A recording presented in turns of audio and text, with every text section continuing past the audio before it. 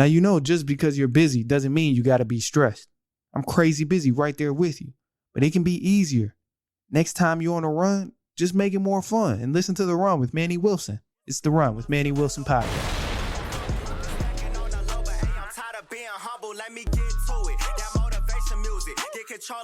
Don't let nobody else do it. What's up, everybody? Welcome back to The Run with me, Manny Wilson. Let's get into it. And before I jump into it, turn my headphones up. Let's jump into the Run news for March 21st of 2020. Starting off with the NFL, we have the Los Angeles Rams and Matthew Stafford had agreed to a 4-year, $160 million extension, which includes $135 million guaranteed. These rumors are that Matthew Stafford will likely finish his career with the Los Angeles Rams. Moving on. The Atlanta Falcons have traded Matt Ryan to the Indianapolis Colts for a 2022 third-round draft pick. A little before this trade was announced, the Atlanta Falcons had signed former Tennessee Titans quarterback Marcus Mariota to a 2-year deal worth $18.7 million. The Green Bay Packers have traded wide receiver Davante Adams to the Las Vegas Raiders for a first-round and second-round pick. The Seattle Seahawks have traded Russell Wilson to the Denver Broncos for quarterback Drew Lock, tight end Noah Fant, defensive lineman Shelby Harris, 2 first-round picks, 2 second-round picks, and a 5th-round pick. And for the last one, the Houston Texans have traded quarterback Deshaun Watson to the Cleveland Browns for the first-round draft picks in 2022, 2023, and 2024. And just a fun fact about one of the news stories that we have here is that for the Russell Wilson, he is the only quarterback to start for a team he beat in the Super Bowl. Yep, that's a fun fact with that Denver Broncos team. So let's jump into this Denver Broncos in the NFL, whatever we're going to talk about with the NFL. Let's go ahead and do it. With so many trades going on, who could possibly have an early lead on the top dogs of this season coming up in the NFL? Well, on March 21st, 2020, we definitely have to keep an eye out for the Denver Broncos. And I say this only because Russell Wilson is coming with something to prove. He has the guys there. He has a good defense. Now, I get this defense may not be the most spectacular defense like they were a few years ago, but they are still worthy. They do still have a little bit of hair on their chest and still got some pride there. Russ has the offensive weapons. He got the receivers. And most importantly, this is what I think really scares us about the Denver Broncos too. Because Russ is coming with something to prove. Last season, he was not a top 10 quarterback in passing yards. And actually, 2 of the last 5 seasons since 2017, he missed being a top 10 passing yard QB in the regular season. I think it's safe to say when he was with the Seattle Seahawks, after they split up that whole LOB with Richard Sherman and Cam Chancellor and Earl Thomas, once they split that defense up, things kind of just went to shambles. Started going downhill and downhill. Yeah, he had a couple exciting plays that you could watch, but at the end of the day, they weren't going back to compete for no Super Bowl. They wasn't going deep in playoff runs. They were going and getting beat if they even made the playoffs. So Russ is coming with that huge chip on his shoulder, and I got to give him some credit. Now, however, because I'm giving Russell Wilson his credit, I do not want it to be misunderstood. Yes, this AFC conference is extremely tough. They have a chance, but their division alone is tough only because of other teams like the Kansas City Chiefs. And if you ask me, the Chiefs, they are still a huge factor in terms of who can even go far. Of course, the season hasn't even started, but this is all hype. But they're still huge factors. They didn't really lose anyone. And as long as you have Pat Mahomes there, they have a fighting chance. And you can say that for almost 2 other quarterbacks in this conference. Even though Deshaun Watson is with a trash team, yeah, I get it. The Cleveland Browns may not be the best team. Obviously, some people say it was quarterback issues, but at this point, I don't know what the hell the issue is. We done seen so many different things go on with this team that we can't even really keep track. So we kind of just have to watch and see what's going to happen on with this season for the Cleveland Browns. But I do love that move that they got Deshaun Watson. That's huge for the AFC. So I would have to put them in that category of a conversation of possibly even winning. You still got the Cincinnati Bengals. They just came off of a Super Bowl. They didn't win, but they got there. They showed that they had the potential, and they don't have the personnel. When you look at the team individually, they don't compare to the Kansas City Chiefs. They don't compare to the Denver Broncos or possibly the Pittsburgh Steelers. They have a good team, but individually, it's no comparison. You would take those other teams over the Cincinnati Bengals, but when they come together, look at how good they looked as a unit. And I believe it's possible they can go ahead and bring that back. They're still going to be fierce competitors. They may not go all the way back to the Super Bowl and win it, but you're crazy if you don't think they're going to be fierce competitors after coming off a Super Bowl and losing the way they did. They were doubted all season. All last season, they were doubted from the beginning of the playoffs all the way to the end. And some people kind of gave them the benefit of the doubt that, okay, this is a good team. They've been consistent all season. But ultimately, they're not gonna beat them. This is where they road trip in. They're not gonna beat the Tampa Bay Buccaneers. They're not gonna beat them. Everybody, I kept hearing it over and over. But yet they were surprising. They were underdog after underdog, and they showed that they can compete. And I said the Tampa Bay Buccaneers, but I meant the Kansas City Chiefs. That they showed that they got to where they belong. And there's other teams in this conference that do that. But ultimately, if I had to put somewhat of a ranking around these guys of teams that's going to be most dangerous, I would probably start with the Kansas City Chiefs. Although I mentioned Russell Wilson is definitely coming with a chip on his shoulder and something to prove because he has the personnel now and a good organization, I'm still putting the Chiefs at the top without a doubt. I would put the Chiefs there. It's only right that I finally give the Cincinnati Bengals their respect coming into this 2022 season. They would be at the number 2, and the Denver Broncos would be sitting at number 3.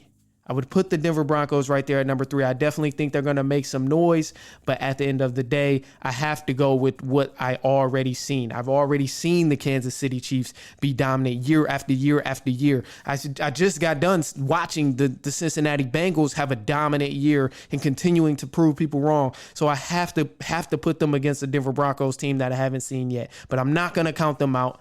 Definitely believe the Denver Broncos can make something shake now that they have a great quarterback with something to prove and a great quarterback that still has years under his belt. And most importantly, a great quarterback that has won a championship. All right, and jumping back to the news that we have, let's go back to the run news. Now that we touched on a little bit of the NFL and some of the trades that's been going on, let's jump into the NBA news for the run. First things first, LeBron James has passed Karl Malone on the all-time scoring list. Karl Malone previously held second place for most points with 36,928 points. Career-wise, he is now third on that all-time list because LeBron James has passed him. LeBron James is still counting his numbers as he continues to play on in the NBA. Moving on, former NBA vet Jamal Crawford says goodbye to the NBA and retires after his 20 seasons of playing for the NBA. Crawford said in a tweet, "Goodbye to the game, all the spoils, the adrenaline rush. Thank you, basketball. I owe you everything." Jamal Crawford was one of the league's most elite bench scorers and ball handlers the NBA has ever seen. He racked up 3 Sixth Man of the Year awards and became the oldest player to score 50 plus in a game. And he scored that 51 points in 2019 with the Phoenix Suns at age 42. Moving on, it's rumored that the former Houston Rockets coach Mike D'Antoni could replace Doc Rivers as the head coach for the 76ers in Philadelphia. Now, This is where I have to put in a pause because although it's a rumor, I don't believe it's necessarily going to happen. Doc Rivers is also the head of operations over there in Philly as well. So he would have to step down or personally choose to not be the head coach anymore. However, we have to hold the Philadelphia 76ers accountable. On March 21st, 2022, I'm giving the Philadelphia 76ers the harsh truth. And I have to say it because nobody else will. Philly is not as good as they're hyped up to be. They're second in the Eastern Conference, of course. They moved on to 44-27, first in their division. They are a good team. So don't get me wrong. I'm just saying they won a couple of bad games early on when they had James Harden and he first got there, and they still win games that they should win. But ultimately, they are not a team as hyped up as they are. They're not that team. They're not that they're winning a championship team. But let me tell you why before I just give you all these harsh facts and you're disappointed at me. So first things first, Philly is too inconsistent. They're too inconsistent between their stars. And when I say they stars, obviously I mean Joel Embiid and James Harden.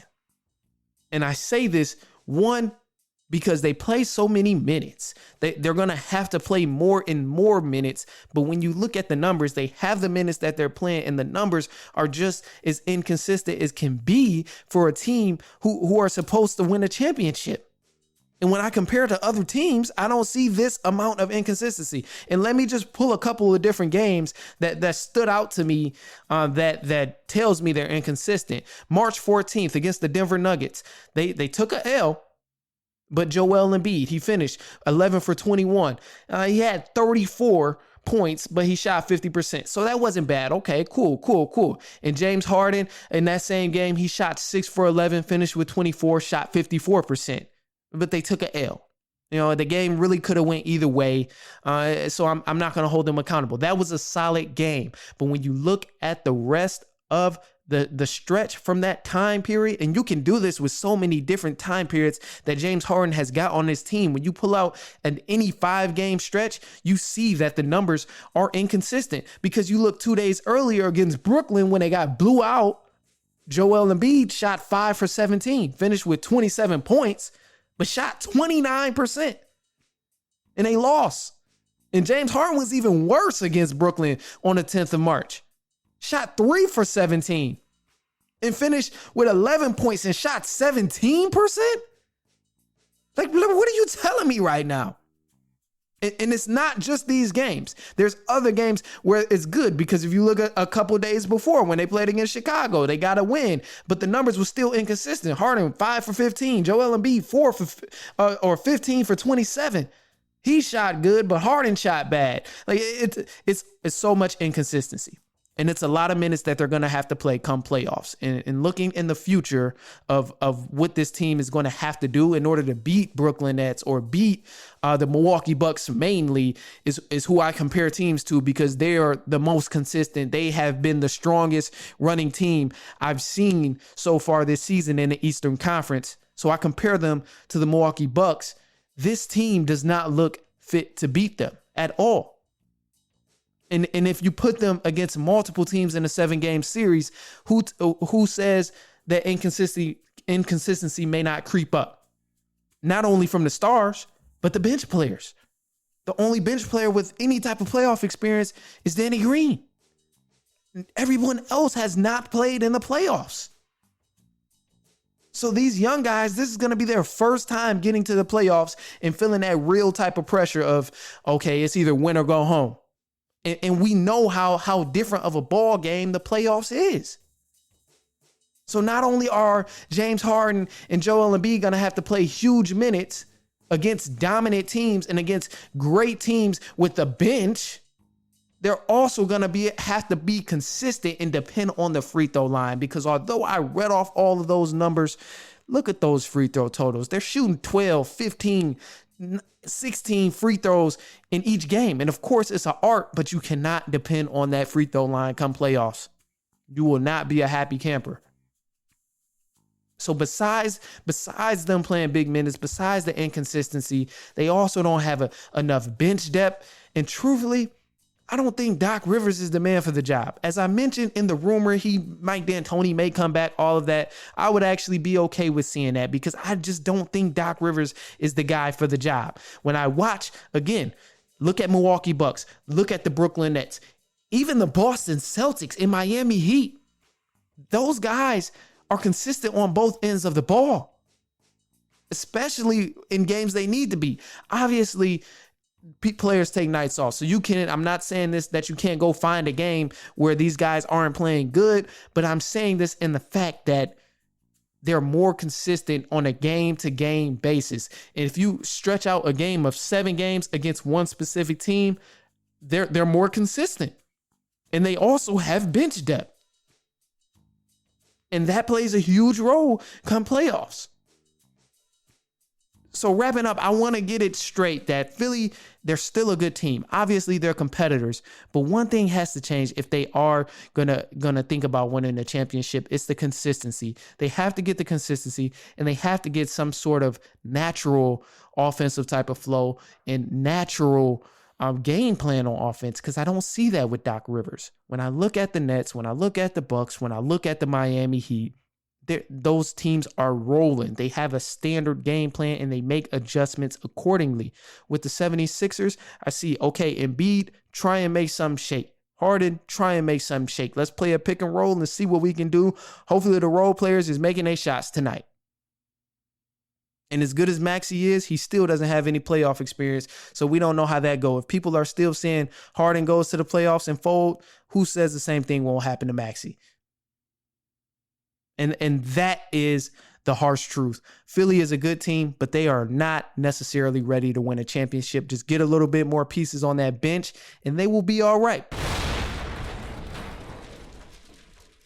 Now, don't be selfish. You might have a friend, family member, coworker who's on the run too. So make sure they get to have the same amount of fun as you and send them this episode. It's The Run with Manny Wilson podcast. Let me get to it. That motivation music. Get control of your life.